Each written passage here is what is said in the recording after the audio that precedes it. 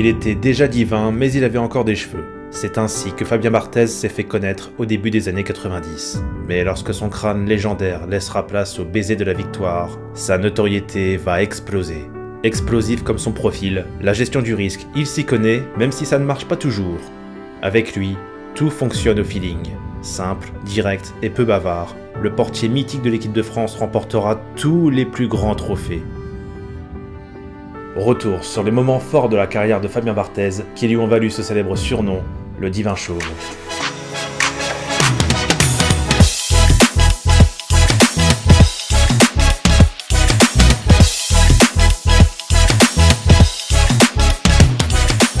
C'est la fin de saison et les grands matchs arrivent. Paris et Marseille sont en demi-finale de Coupe d'Europe, mais vous ne savez pas encore comment regarder les matchs? Pas de panique, j'ai une solution pas chère et parfaitement légale. Vous avez simplement besoin d'un VPN pour regarder les matchs de vos équipes préférées en vous connectant sur des chaînes étrangères qui diffusent les matchs non diffusés en clair en France. C'est pourquoi je vous présente CyberGhost, leader mondial dans l'industrie de la sécurité et de la confidentialité en ligne. Avec plus de 38 millions d'utilisateurs, CyberGhost est l'un des VPN les plus recommandés par Trustpilot. Où que vous soyez dans le monde, vous pouvez regarder les chaînes du pays que vous souhaitez. En plus, son réseau virtuel privé masque votre adresse IP et avec ses 7000 serveurs présents dans plus de 90 pays, CyberGhost redirige l'intégralité de votre trafic internet via un tunnel VPN sécurisé. Vous pourrez ainsi utiliser votre abonnement CyberGhost sur un maximum de 7 appareils différents en simultané, avec un accès sans restriction à vos plateformes de streaming favorites, sans que vos données personnelles ne soient conservées, et ce via une interface conviviale, facile à utiliser, compatible avec Windows,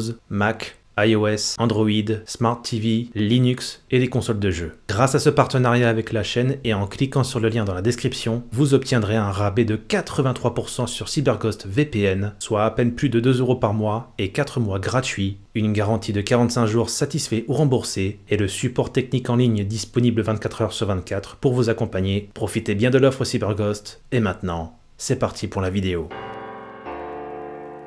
Originaire du sud-ouest, Fabien Barthez débute sa carrière professionnelle à Toulouse au tout début des années 90. Très vite, ses talents sont repérés par le meilleur club français du moment, l'OM, où il signe tout en sachant qu'il aura un concurrent de taille, Pascal Olmeta. Mais il effectuera tout de même ses débuts dans la plus prestigieuse des compétitions européennes en 92 et gagnera ses galons de titulaire après la blessure d'Olmeta, ce qui lui permet de disputer à peine 22 ans la finale de la Ligue des Champions contre l'AC Milan de Fabio Capello à Munich. Van Basten, bravo Barthez, super arrêt de Barthez. Et il mettra tout le monde d'accord en gardant sa cage inviolée et il devient à ce moment-là le plus jeune gardien à disputer une finale de la Grande Coupe d'Europe jusqu'à Iker Casillas en 2000.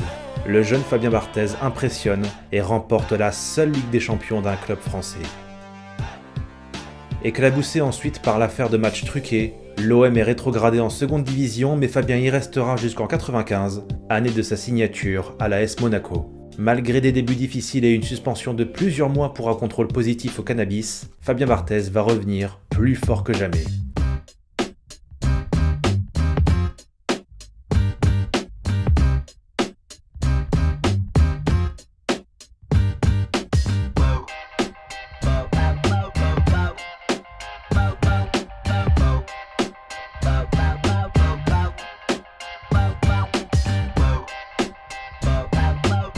Et avec un portier qui multiplie les arrêts décisifs, Fabien confirme tous les espoirs placés en lui, et Monaco sera même sacré champion de France en 97. Et les hommes de Gentilgana atteignent également le dernier carré de la Coupe UEFA cette saison-là, avant de rejoindre les demi-finales de la Ligue des Champions la saison suivante, après avoir éliminé en quart de finale le futur club de Fabien Barthez, Manchester United.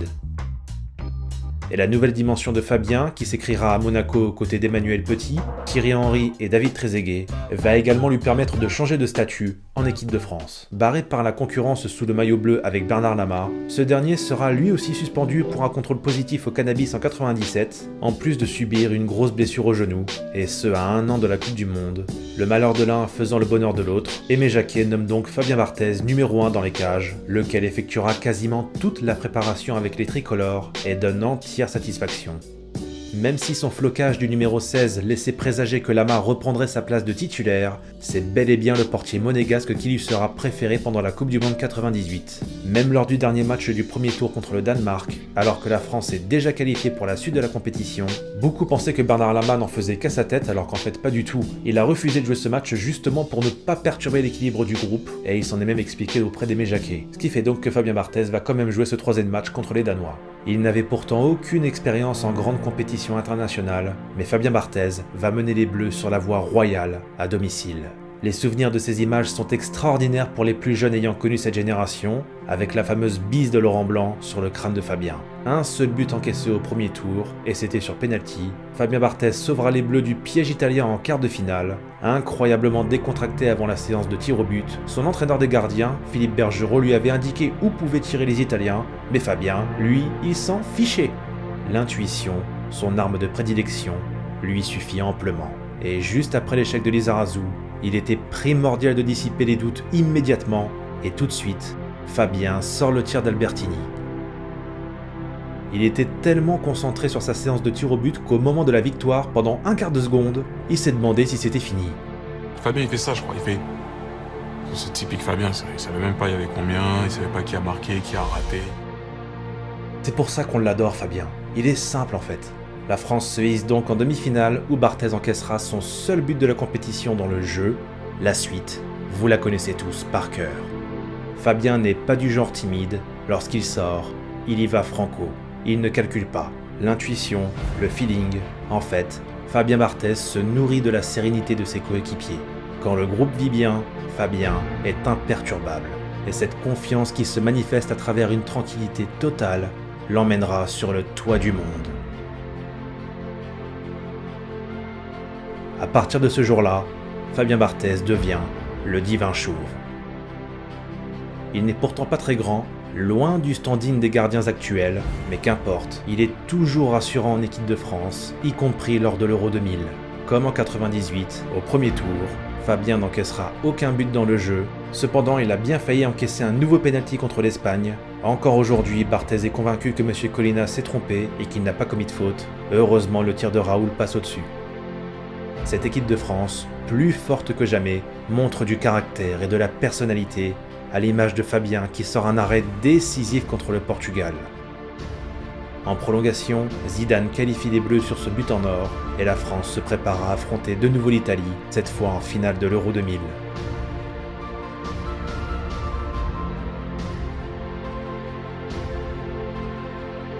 Et Fabien ne peut stopper la reprise de Del Vecchio et se retrouve en plus en grande difficulté face à Del Piero, mais il continuera comme tout le reste de l'équipe à espérer jusqu'aux derniers instants où il dégage ce ballon qui amène l'égalisation de Wiltord.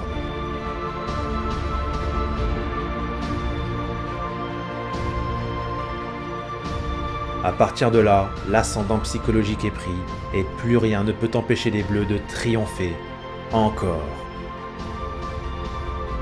Coupe du Monde et Euro à la suite, cette génération dorée de l'équipe de France à laquelle Fabien Barthez appartient ajoute une nouvelle ligne glorieuse à son palmarès. Nommé meilleur gardien du monde en 2000, seul portier français à avoir reçu cette récompense, Barthez vient de remporter un nouveau titre de champion de France avec l'AS Monaco et se retrouve alors très convoité en Europe. Et il signera donc en Angleterre à Manchester United pour 80 millions de francs, un transfert à l'époque record pour un gardien. Et sous les ordres de Sir Alex, il retrouvera même en 2001, lorsque Laurent Blanc rejoindra les Red Devils, la fameuse bise.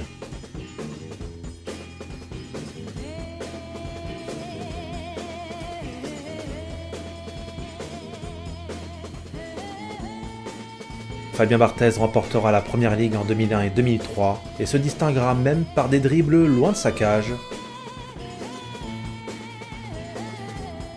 Ah oui, plus le temps passe, plus il a le goût du risque. Mais à force de jouer avec le feu, il finit par se brûler.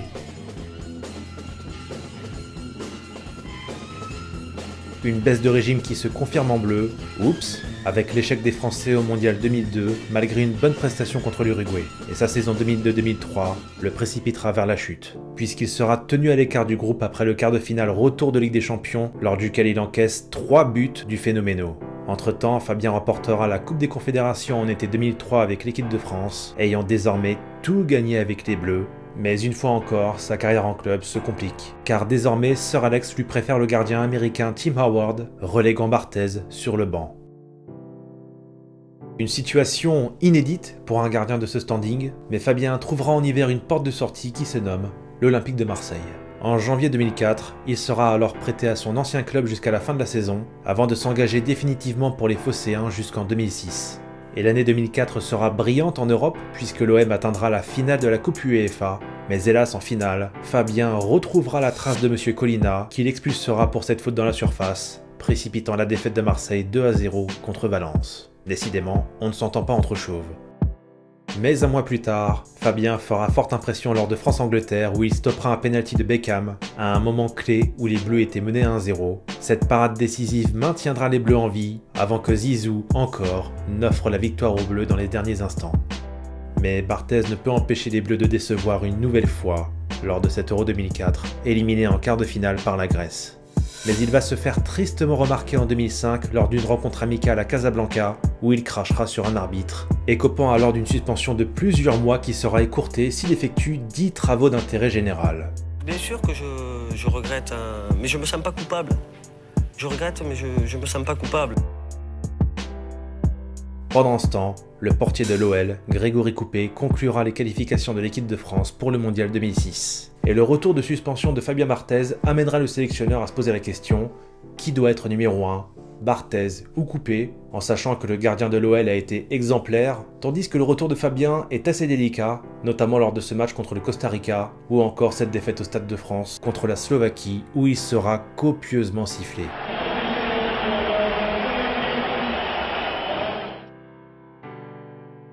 Finalement, Domenech écoutera le vestiaire et Barthez sera le numéro 1 lors du Mondial 2006, ce qui créera quelques remous lors du stage à Tignes avec Grégory Coupet.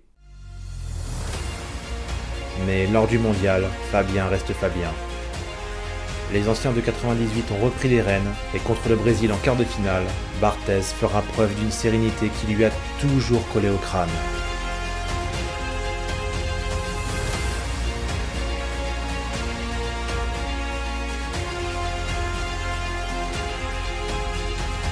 Tel est le professionnalisme de cet homme, qui n'a pourtant pas senti le vent de la victoire tourner en finale, en témoignent ses déclarations sur un plateau télé. Et en 2006, il y avait un mauvais feeling. Ouais, ça on en parlera. Le On en feeling, parlera c'est dans compliqué à 20 ans. expliquer, hein. Ça, on le savait qu'il y avait un mauvais feeling en 2006. Bon. Voilà, il n'y a pas besoin de l'expliquer. À 35 ans, Fabien Barthez quitte l'OM et tente de rejoindre son club formateur, le TFC, mais face au refus du président Olivier Sadran de l'engager, Fabien annonce sa retraite de footballeur. Une retraite de courte durée puisqu'il s'engagera pour le FC Nantes en 2006-2007. Objectif, maintenir en Ligue 1 des Canaries en proie à une saison cauchemardesque. En vain, Nantes descendra en Ligue 2 et ce retour manqué sera l'heure pour le divin chauve de raccrocher définitivement les crampons.